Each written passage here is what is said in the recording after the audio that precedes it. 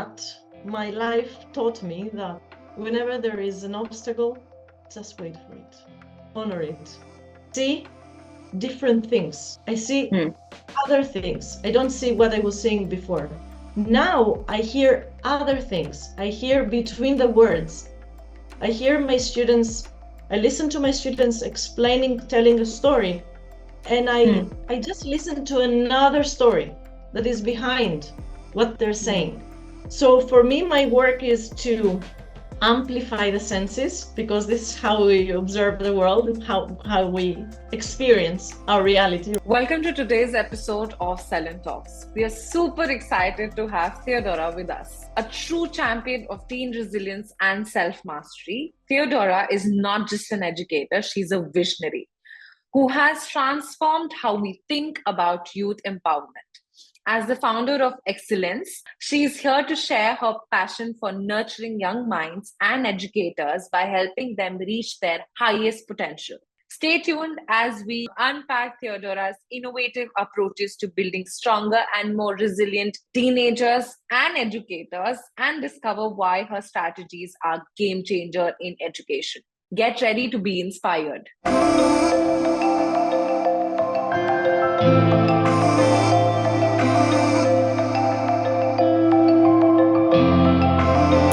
Thank you so much for being here, Theodora. It is a pleasure, and I can't wait to have the kind of conversation that we're going to brew. How do you feel today?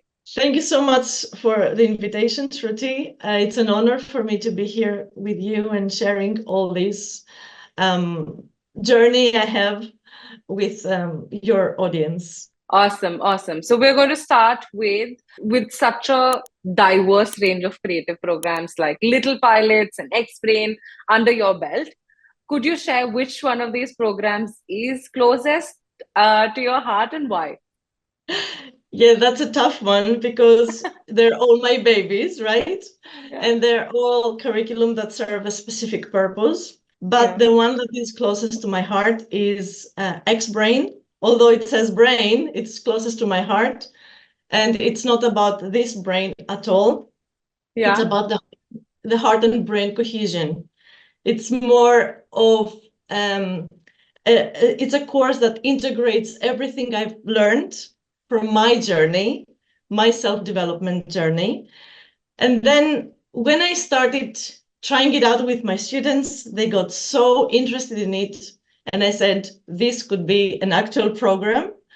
And then I started building a curriculum around it. Lots of teachers followed me on that journey, and we have amazing results. So I would say that X-Brain is the one closest to my heart. And it seems to me that this specific course is sentient, like it's alive. It's giving birth to other things. Once you get the fundamentals, once you get the mechanics of it and the techniques, then all the teachers, the testimonials that I get is that it gives birth to new things in their classes. And that's the amazing part of it. While I was actually drafting this, I kept thinking that these two are her babies. How will she select it? I mean, it's always nice to know the answer, but I kind of knew the underlying thing that it might come off that both are very close to my heart. But that's great. That's amazing. Yeah. And it's very inspiring that, you build something that you already kind of tried and introduced to people before actually building the entire thing. That's actually very good. Yeah. And my lab is my own students in my own school. I have a language school, a language academy in Greece. And whatever I have tried with teachers, my first lab was my students themselves. So wow. I would never know if something works if it weren't for my students.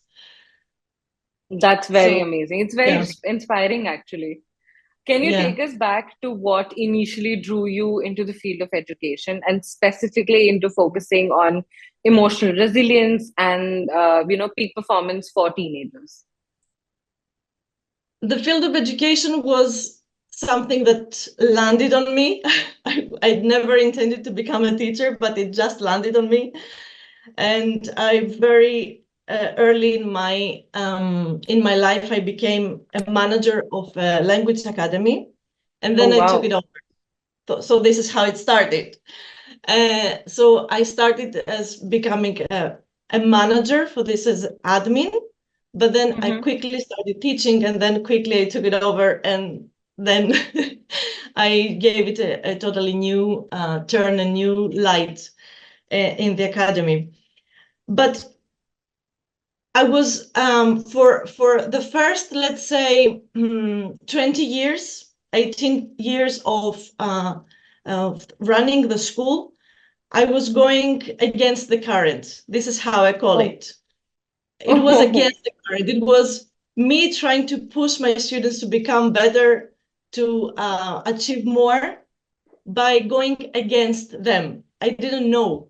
I had no idea how to do it.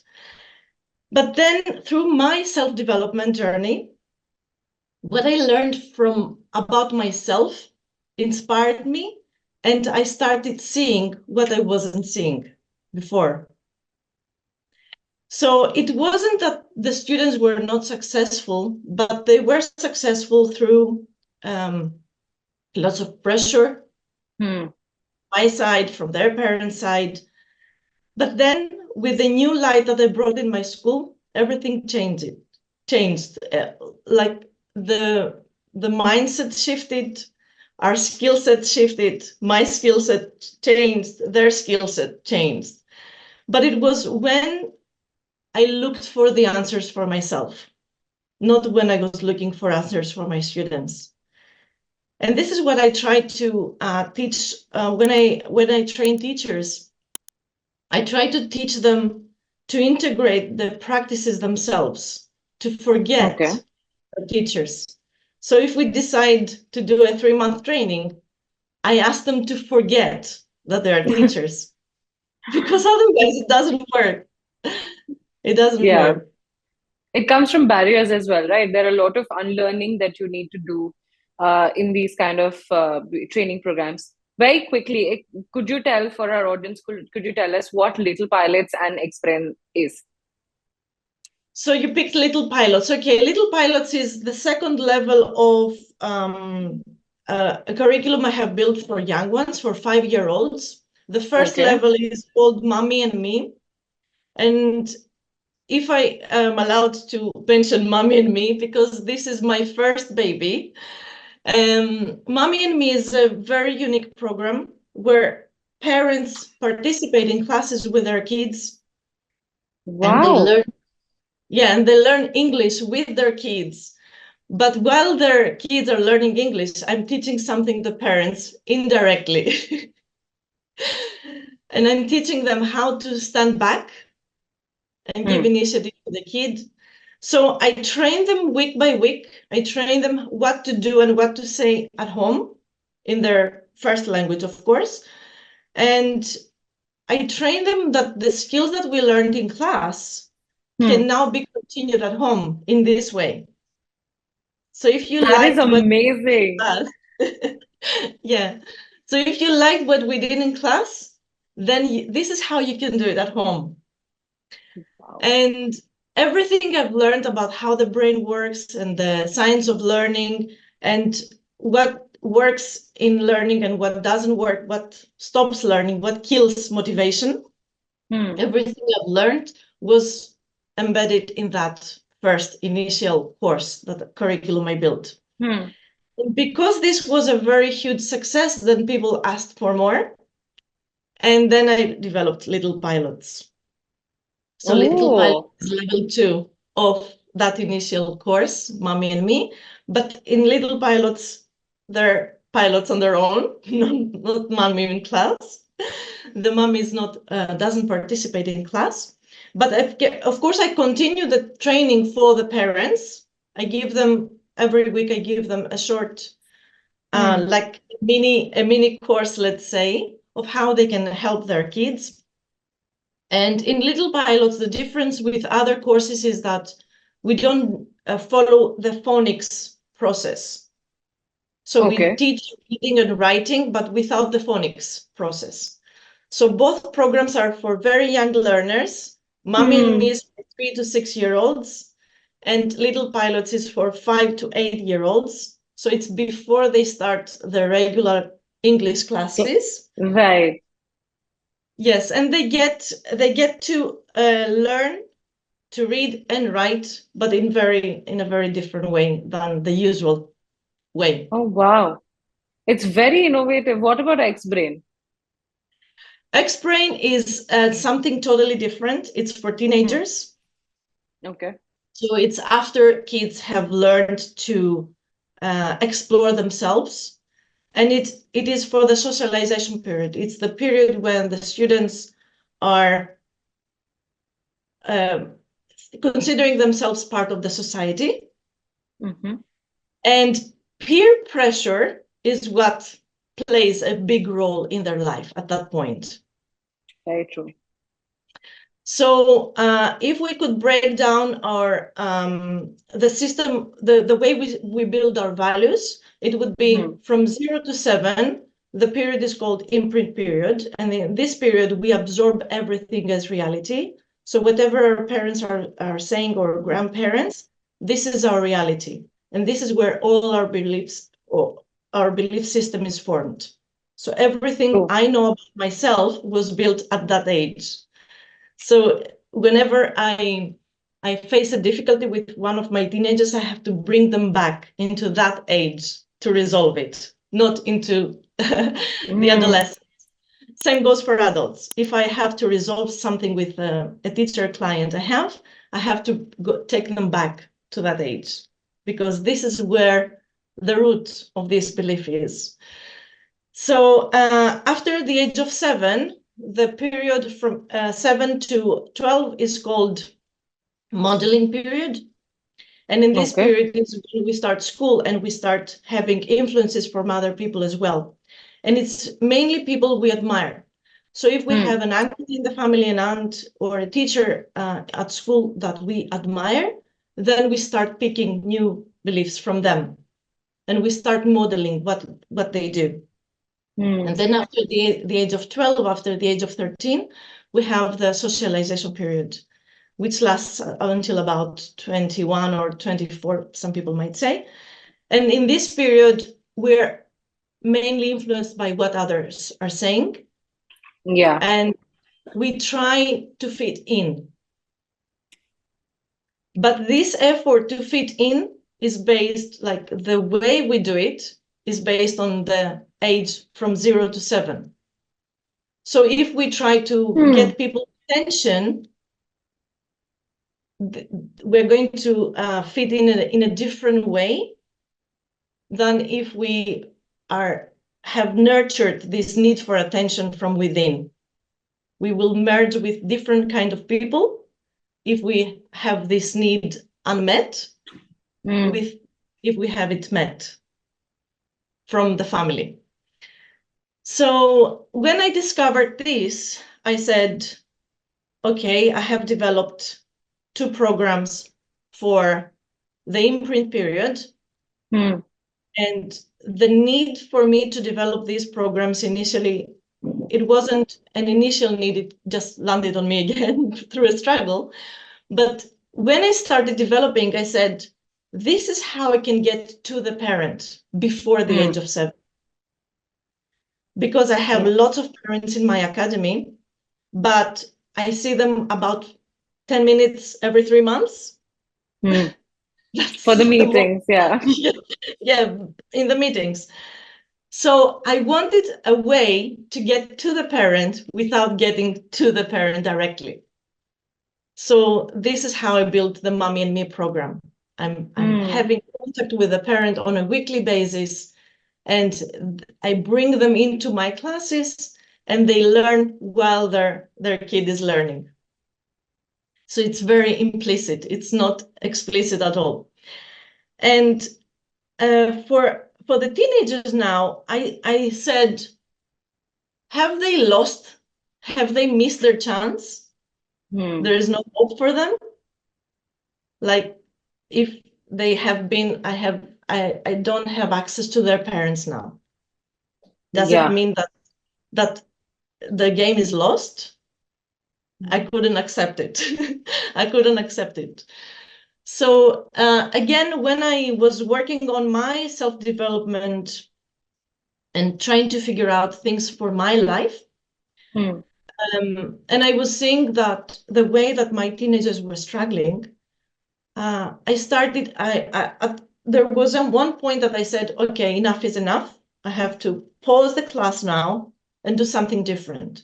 And this is when I started bringing some questions that I was exploring with my coach. Okay. So I started bringing these questions in class, and there was a total shift in the energy, in the eyes, in everything. And the students got really, really interested. And I said, what's happening now? I've been trying for so many years to motivate them, to bring them to pay attention to me. And now I just bring one question and a random question, and they are all ears and eyes on me. So then from 5 minutes in class, I went to 10 minutes and then to 15 minutes and then to, I don't know, like 2 hours. And they were still present. Then I saw a different role in myself, that I'm not only the person who is going to bring on the information for them, but I'm going to be the observer who is going to allow them to bring their knowledge, their whatever is running in their head, to bring it to life, so they can explore it, so they can reflect on it on their own. I'm just going to facilitate the whole process for them to bring out the best self out of it. The work that you've put in, and it's not superficial work, it's a lot of work that you must have put into, bring these kind of frameworks and curriculum and everything, I think, and a lot of face time with kids. A lot of it has actually gone into doing this. Your journey is really, like, whatever you have explained, it's very fascinating. Because while you were talking, I could relate. You were talking about imprinting, you were talking about model behavior, you were talking about teenager. I kept going back to my childhood and imagining it, and I was like, oh, this is why it happened. Okay, so this is why I put in myself into peer pressure or anything in that sort, even the smallest of the things. So I could go back, I could relate to it. And if after all this while I could relate to it, I cannot even imagine the kind of impact it must be putting on teachers and the students majorly. That's really fascinating. Thank you. And this is why I teach teachers to forget that they're teachers, so they can let everything sink in and integrate the information I'm giving them. But we don't stay in the information, we go into implementation, and this is the only way to get to transformation. Talking about your impact for your work that you have done with 690 teachers trained under your programs, could you share a transformational story from one of the schools where your methods have been implemented? It's so hard to pick one. And I think I would like to pick one of my the transformations I had with one of my teenagers, because I coach teenagers as well. And then I could pick one from a teacher as well. So for if I were to pick one from a teenager, it was a teenager. She used to be a student in my school as well. And she wasn't a client in coaching, but she was my student. So I knew her. Okay. And at some point she says that, and I might trigger some people with that, with what I'm going to say. At some point she says, I have been visiting a psychologist for more than a year now because of my social anxiety and my panic attacks. And last week I visited a psychiatrist, and he told me that if next time he sees me, if I'm like that, he will put me on medication. Okay. So the way that the kid, I don't know if this is what the psychiatrist told her, but the way the kid perceived it is that I have to resolve it on my own. Otherwise, I have to go on medication. So I have this teenage kid girl in class revealing a top secret, but she had to let it out, obviously. And of course, I dropped everything I was doing in class. I forgot all about the exam prep that we were doing with her, with the class, and everything I was about, like in my lesson plan. And we did some kind of activities to process all the emotions at that point. And then I told her to come and have a one-on-one with me. And within 1 hour, we have shifted everything, her mindset, everything. She was a different person. I empowered her. She had her own cheerleader integrated in her. She was a different person. And the question now was, what do I say to the psychiatrist? Because I'm done, but what do I say? What do I tell them? What do I tell him? I don't know. And I said, this is something you have a lot of time to think of. Yeah. For now, you have to take care of yourself, right? And to see if that works for you, if there are any other questions you need to have answered. And then I didn't mention anything about the psychiatrist after that. And within the next days, I would see her in my classes again, and she didn't mention anything. And then after a couple of weeks, I tell her, let's say her name is Barbara. Barbara, how are you feeling? And she says, I'm good, miss. I'm okay. Everything seems to be okay now. And I say, what about the anxiety you were experiencing every morning? And she says, oh, nothing really happened these 2 weeks, so I don't have anything to mention. And I say, how often would it happen before our session? And she said, oh my God, it's actually working, because before that, it would happen every morning. Oh my Every God. morning I would experience this anxiety, and I didn't want to wake up. I didn't want to go to school. I didn't want to do this or that. I didn't want to see my friends. I didn't want to talk to anybody. And at that moment, it's when she realized that she was experiencing something on a daily basis. And then for 2 weeks, she hadn't experienced it. And she thought that there was not an incident to trigger her. But it was her not allowing any incident to trigger this, whatever she was experiencing. And she had just tagged it as anxiety, right? So this is one of the case studies that really stands out for me. And of course, she could manage a lot of things later on in her life. Now she is in university, and we always chat. We did some other sessions, because once you see light in a couple of things you're experiencing, then you want more. Then you say, Yes. okay, more, what's next? Right? 100%. I can vouch for that. So we kept on with some more sessions because she requested more sessions with me. And now to answer your questions about the school, about the teacher more specifically, the way I work with teachers, I don't give them the curriculum and tell them, go ahead and teach it. Okay. Because it's never going to work. So I always work with teachers. I ask them to forget that they're teachers, but this cannot easily happen, you know? It takes... Oh, no, I'm sure. Yes. We have this role, we have this mask, this personality. We cannot drop it just like that because somebody tells us, forget your teacher. Right? So I have lots of teachers who find it really difficult to think of themselves in the reflection practice instead of their students. But I know when I'm teaching a group of teachers, I know who is in the activity and who is just looking from outside. Yeah.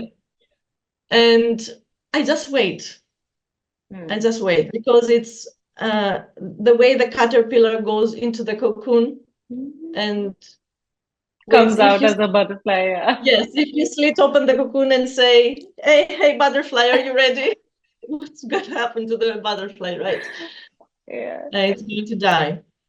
So I wait, I patiently wait. That's what happened with this particular teacher. I waited. And about 3 or 4 sessions before the end of the training, she made the shift. She started seeing things from a new light. And her progress after that was so immense, so huge, that she keeps sending me testimonials of her students. And they say, I attribute my success in this exam to what we did with X-Brain. And this is up to you, miss. And she sends me all these testimonials she receives for herself, of course, but she wants to share everything with me, because now she's a different person, she's a different teacher, and now she can teach from a new light, from a unique, her own unique perspective. Yeah. I can only imagine like all of this happening, and I'm sure you must have had your challenges as well, right? Because there's a lot of mind shift that a person needs to do, and there are a lot of you're dealing with humans. We are complex, right? So what has been one of your biggest hurdle, and how did you overcome it? My biggest hurdle, I would say my biggest hurdles now, whenever I don't invite them to come to me, but when a big hurdle comes, an obstacle, something like makes me contract, and say what's happening, I quickly process it and say, this is going to give birth to something big. I know. In the past, I didn't know. In the past, it would take a lot longer to process. So I would go into the deep end for a bigger period. But after I started working on myself, I would just wait. I would give a deadline to myself to process all the emotions, and then say, after 6 months, I'm just going to wait, go through this, and after 6 months, I'm going to be a different person. It depends on the circumstance, of course. Or now what I give, the deadline I give to myself is about 3 days. So I give a deadline of 3 days to process the emotions. And then after 3 days, I know that I'm going to see new light in that. So one of those moments was when through the lockdown period, it was September, it was the beginning of the school year, it was the beginning of COVID. We didn't know what it meant. We had closed down the schools for a couple of months in the previous school year. Then throughout the summer, we were open again, but there were no schools. And then in September, we have this suspicion that we might have a lockdown. And at the same point, we have the news. I have the news in my area from one of my clients that in the next school year, the number of students is so low that my school will not have enough students for the incoming class. Yeah. And that put me in a lot of thought and kind of depression, let's say, of what am I going to do? What's the future of my academy? Why am I struggling so hard to be in that area? Maybe I should relocate. Maybe I should do this or that. And when you're overwhelmed with lots of thoughts, nothing, brain fog, nothing works. Oh, yeah, And I know. we now might have 100 ideas of how we would grow our business, but when Yeah. you're overwhelmed with lots of emotions, no ideas, like brain fog. And this is what Yeah. happened to me. And for 3 days, I went really, really down, really down, like depression. It was a registration period for my school, and I had no idea how I would face the parents because my emotional world was Crashing down, yeah. crashing down, a wreck. And then after 3 days, and through conversations with a colleague, she said, why don't you start that program you have in mind with the moms and the kids in class? Because that was just a seed in my head for a Oh, long at that time. time, right. Yes, at that time it was just a seed in my head. It was just an idea. But it was, obviously it was growing. The seed was growing inside, right? And then after 3 days, I say, okay, I'm going to put a Facebook ad, just one picture, one poster, a mom and a kid, and saying, I'm starting online classes, moms and kids. I run the ad for 3 days and I'm overwhelmed Wow. with messages, 600 messages, Wow. 700 messages, emails, phone calls. And I said, Oh, what? wow. And I just invested, I think, 10 euros on Facebook That's it? back then. That's it for 3 days. And I said, okay, I'm going to repeat that.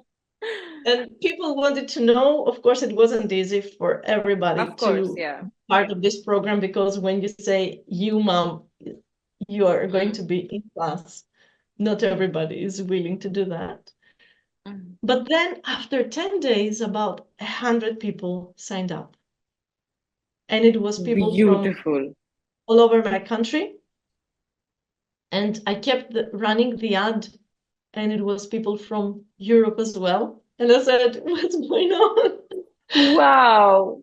Yeah, that was the first year. And right after that, we had COVID lockdown, and it just kept growing because it was for 3 years and 4-year-olds, and I could sign up students throughout the year. That it didn't have to be Okay. on September.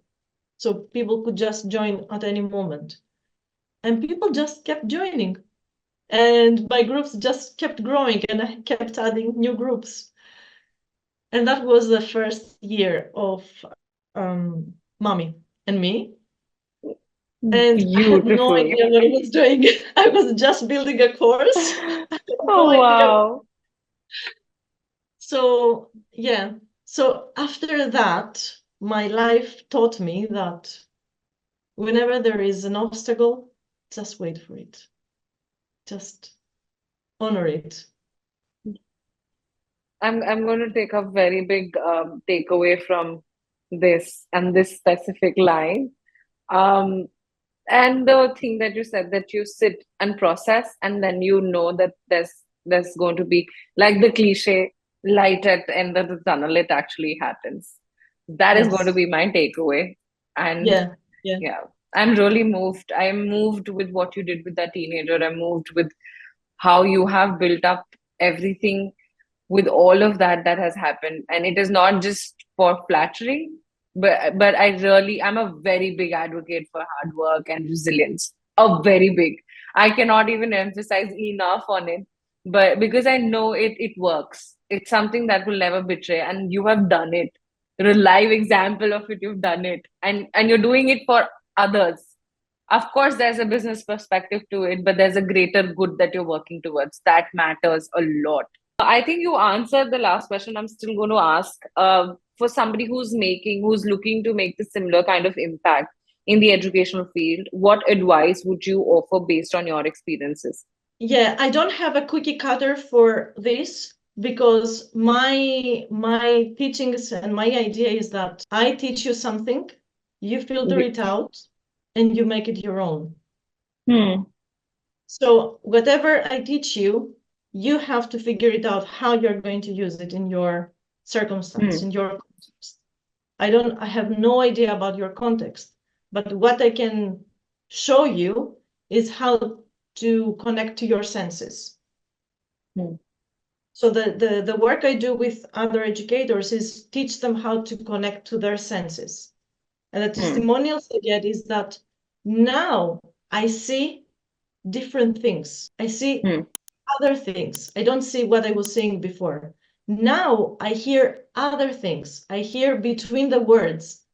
I hear my students, I listen to my students explaining, telling a story, and I just listen to another story that is behind what they're saying. So for me, my work is to amplify the senses, because this is how we observe the world, how we experience our reality, right? With the senses. So my work is to amplify the senses so that every teacher has a new reality, a new perception, and a new perspective. So perception is, our perception changes when our senses change. And our perspective changes when we start observing, where we start stepping back instead of rushing to figure it out for others. Rushing mindlessly, Yes, to give the solutions that I have found. I have found the solution for you, and I know it. And if you do this and that, it will work. No, it won't. It won't. This is amazing, and thank you so much for being on the show. I hated that it is so short, but we should do it deeper next time. We should have a conversation on different aspects of what you do, specifically like a topic wise. That's going to be amazing. Thank you for being on the show. Thank you so much, Shruti. It was an honor. Thanks for tuning into today's episode of SELINTalks with incredible Theodora. Her energy and passion for empowering educators and reimagining the education landscape truly sparkled. Theodora's initiatives are lighting the way for everyone in education community, from teachers to students to parents, helping them to see and achieve new possibilities. I am buzzing with inspiration from our chat. She's really a breath of fresh air in education. Thanks again to Theodora for sharing her insights, and all of you for listening. Stay tuned for more inspiring episodes. Until next time, keep exploring and igniting change. Keep the conversation lively and the ideas flowing. This is SELINTalks. I am Shruti Verma, Director of Selling Club, signing off.